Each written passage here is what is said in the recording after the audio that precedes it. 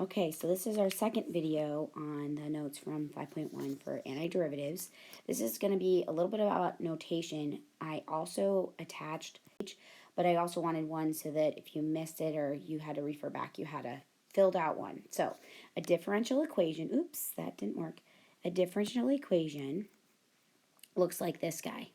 It looks like dy dx equals f of x. Now we've been writing that f prime, but we're going to say, hey, we're looking at derivatives and we're going backwards. So we're going to call the derivatives our function, and we want to go backwards and find our big F. So the differential form of that is when we actually move the dx over to the other side. That's called a differential form of the equation. And if you take the antiderivative of both sides, you end up with the antiderivative of dy equals the antiderivative of f of x dx. And that's what this guy is right here. So this is taking the antiderivative of the differential form, and you get this. So we'll talk about why it's y here. I mean, think about it. If you take the antiderivative of a derivative of y, you get just y, because you're back to y. And then this guy is just recopying this whole thing. And then our notation is that we call it big F plus some c. Remember, that's called the constant of integration. That is an antiderivative of f. That big F is how we notate that we're getting an answer that we're getting is the antiderivative as opposed to the derivative, which we put as f prime. And then this guy right here, just the little dx part, that's called, oh, it's not wanting to write for me, pardon. That dx part, that's called the variable of integration. And then we've got this guy right here, that's the integrand, that's what you're taking the integral of. The sign itself, this little integral sign right here, that's called the integral sign, okay? It's just an operator. It's right up here, okay, that one I put up here. It means it's an operator. It means take the antiderivative or take the integral. Those are used interchangeably. They're kind of sort of slightly different, but antiderivative is when you're coming up with a function that you're getting, and an integral is more like an answer that you're getting for a problem, and they're very closely related, and they're used almost interchangeably almost all the time. And don't worry about them. They're used, like I said, a blank page, so you can write if you want. So you just have to flip the page interchangeably. Okay, so that's the blank if you want to fill it in. So some other notation. Sometimes this is written kind of like I wrote those original problems that I had for you to do, where I said, hey, we're going to take the antiderivative of little f prime, and that gets us back to our original function, little f. Well, this is the same thing, just translating it into, hey, we want our antiderivatives to look like big F answers. So we're going to call this big F prime and that big F. And so it's really what we kind of started out with, but now using the antiderivative, more proper antiderivative notation with big F's. That's it. Now, the opposite, if we go down to this guy right here, is if I take the derivative of some antiderivative, I should get this out. Now, I'm always wondered, why the heck wasn't there a C? Well, let's think about that. I'm going to write this in steps. I'm going to take the derivative. I got to do the inside first, right? Order of operations. If I take the antiderivative, I get a big F plus C, right?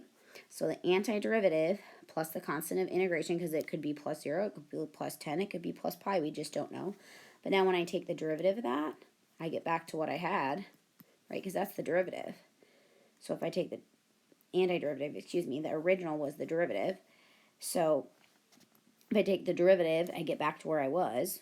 Okay, I get back to where it was. And then if I take the derivative of a number, I get plus 0. So that's why it doesn't have anything afterwards. All right. So antiderivatives and derivatives undo each other. That's really important. They're opposite operations. This means to take the derivative. This means take the antiderivative. They're opposite operations. They undo. They're inverse operations. All right, so some integration rules that we've already gotten. If we take the antiderivative of 0, I must have started with some constant, right? You could always check them by going backwards. If I take the derivative of c, if I take derivative of c, I'll get 0. So if I take a derivative of any number, I'll get 0. That's how I always go back and double check that I got my antiderivatives right. I take the derivative, and then because that's easier, then I go, oh, hey, I was right. Now this one, we didn't particularly talk about, but if you take the antiderivative of some k, some constant k, okay? We don't want to call it c because we're using c for constant of integration.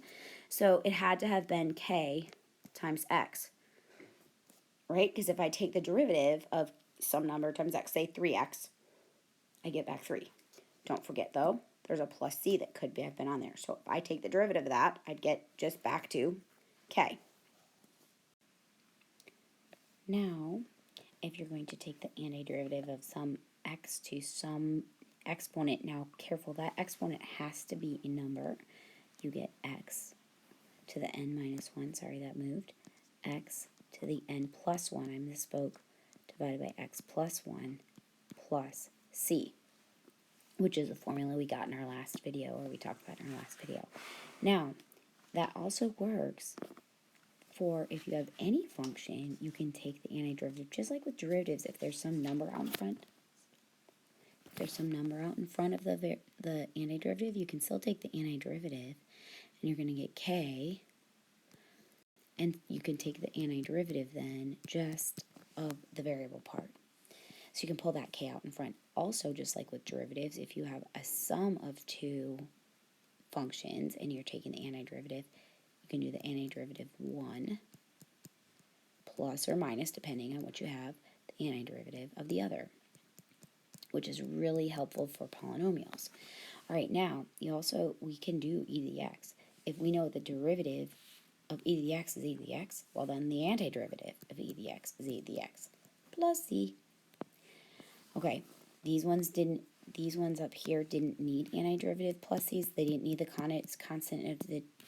constant of integration because we still have to take the antiderivative. This is the antiderivative, or the family of antiderivatives would be more precise. That's why it needs the plus c. This one needs a plus c because I did the antiderivative. There's no integral sign anymore. These have integral signs still left to take. So there's a plus c, it's just hasn't been written yet. Now, on these guys, what gave us the derivative of 1 over x? Don't forget that was the ln of x. Now, there's one little caveat. This has a domain, this original function, and taking the antiderivative of 1 over x has a domain of all real numbers except 0. Can't divide by 0. But this does not. So to get all that whole domain, we do the absolute value. So we can still use the entire domain, as you can't log a negative number that taking the absolute value includes those negative numbers. Still can't do natural log of 0, so we don't add anything to our domain. But don't forget, there's a plus c. So that constant of integration. All right, so now we're going to think backwards. Hey, so what gave me a derivative of cosine? Well, I must have started with sine. Hey, self, what would give me a derivative of sine? Well, I must have started with cosine. Except not quite, right?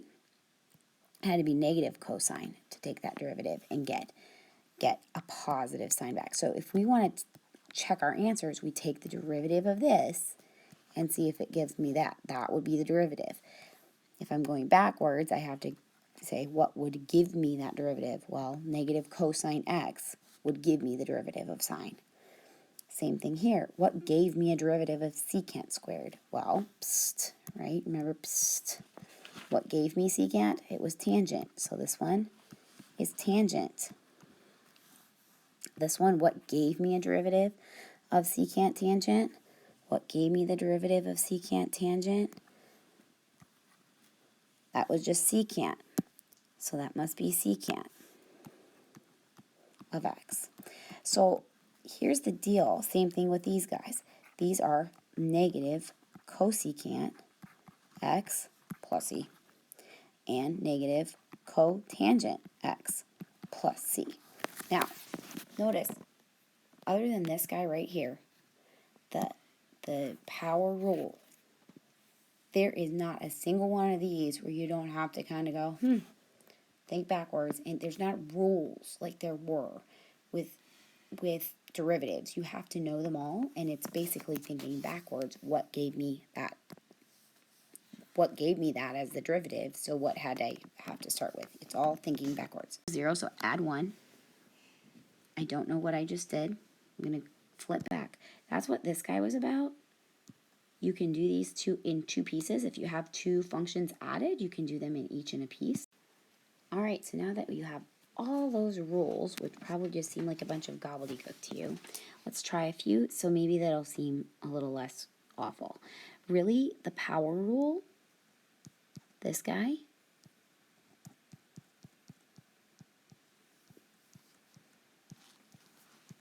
that's the most important one to know. The others are important too, but this is the most important one to know. So like if I'm taking the antiderivative of 3 to the x, 3x to the first, excuse me, you just have to use the power rule. Just like with derivatives, that 3 doesn't really matter. You can bring it out in front. In fact, some people even always rewrite it like this. And that's up to you. You don't really need to. I just bring it down just like we did with derivatives. Then I take the derivative of the variable part, or antiderivative of the variable part.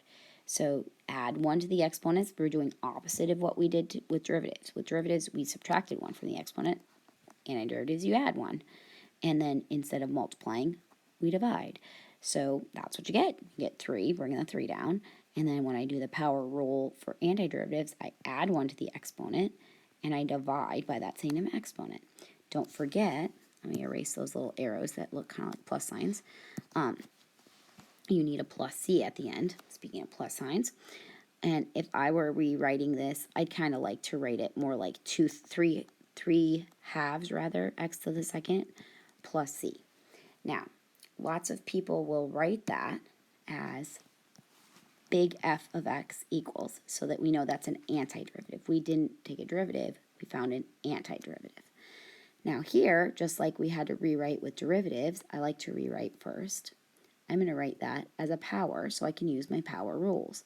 These rules work for all powers of x except x to the negative first, because that has a special one. Remember, that's the antiderivative of 1 over x, or x to the negative first, is the natural log absolute value plus, oops, I'm hitting buttons, sorry, plus c.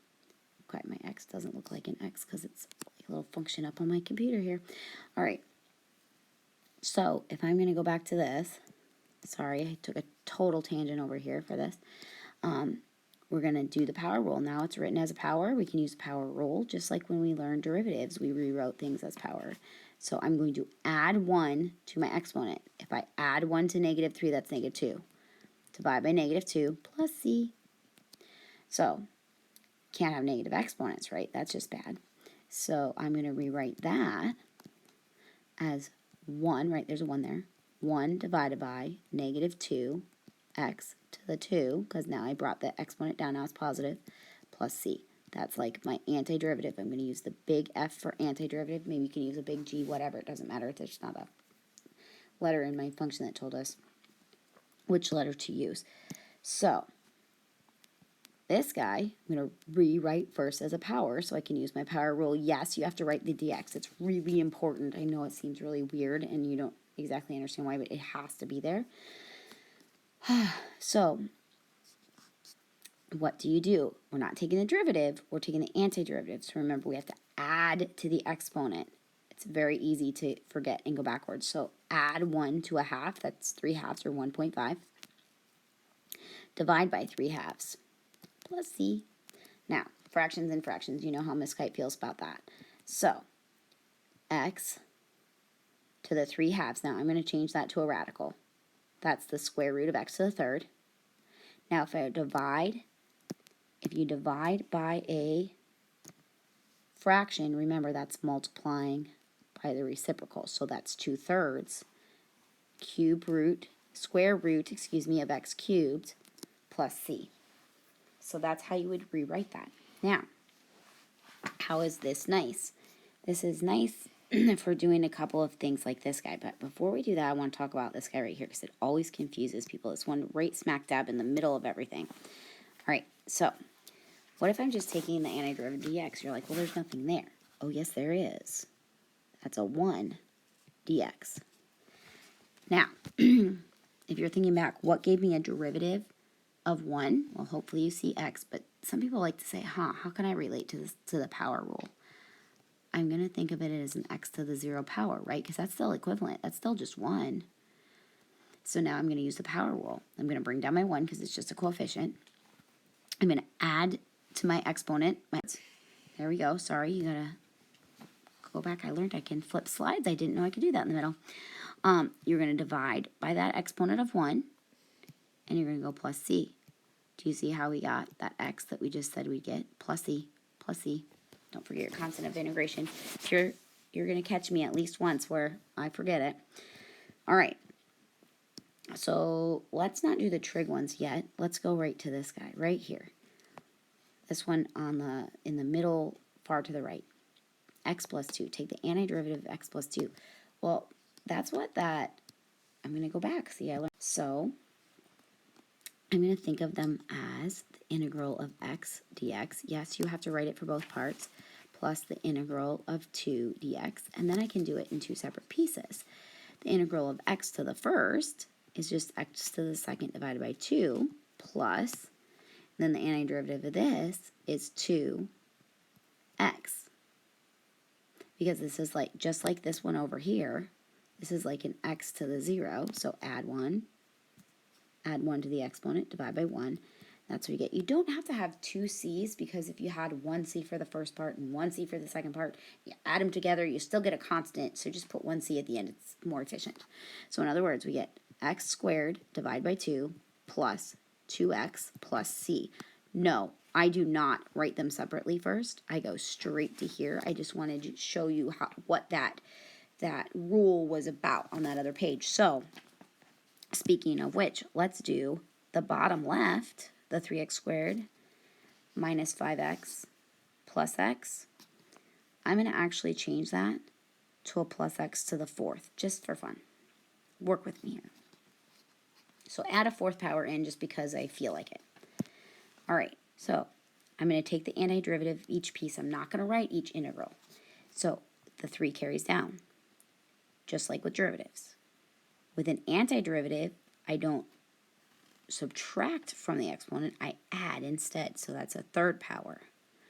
That 3 does not look like a 3, so let me erase it. Takes a little, okay, that's sort of more like a 3. Then you divide by 3. Yes, those cancel out. I like to write them. It's a personal thing with me. I tend to goof up if I don't. I'm getting better over the years, but I tend to somehow forget to divide them, and so I write them every time. 5. Now that's an x to the 1st power, so I'm going to increase my exponent by 1 and divide by that exponent. Plus, now that's x to the 4th. Remember, I changed that just for fun. So this is going to be a 1, I guess, if you really want to write the 1 down. X to the 5th, raise the exponent by 1, and divide by the same exponent, plus c. So really, it's exactly the opposite of taking derivatives. Instead of subtracting from the exponent and multiplying, you add to the exponent and divide. It's exactly the opposite. So this is the antiderivative. I would reduce it by canceling the 3's, but I'm not going to rewrite it right now. Okay. At this point, I would stop and I would go do some of those CUDA worksheets that have to do with power rule and taking the antiderivative, some of the first ones. And then I'm going to make a 3rd video that finishes these up and talks a little bit more about them. We can talk on Zoom about the power rule and how to use it, and maybe even do one of the more complicated examples like this one right here. It really is power rule. You just have to rewrite first. All right, so that said, good luck, and I'll talk to you in class on Zoom whenever we get a chance, and email me any questions you have.